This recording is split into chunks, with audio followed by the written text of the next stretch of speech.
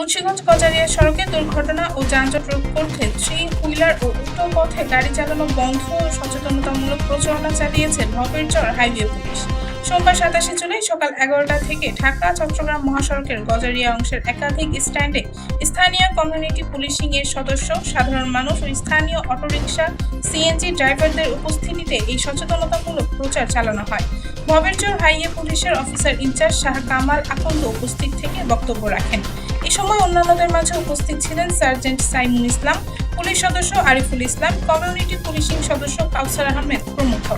এ সময় ভবেরচর হাইওয়ে পুলিশের officer in charge Shah Kamal আকন্দ বলেন, সড়ক দুর্ঘটনা রোধে জাতীয় সড়কে থ্রি হুইলার, অটোরিকশা ও ব্যাটারি চালিত নিষিদ্ধ যান চলাচল বন্ধ করতে হাইওয়ে পুলিশ ও প্রশাসন নিয়মিত সচেতনতামূলক প্রচারণা, লিফলেট বিতরণ, আলোচনা সভা ও র্যালি পরিচালনা করে থাকে।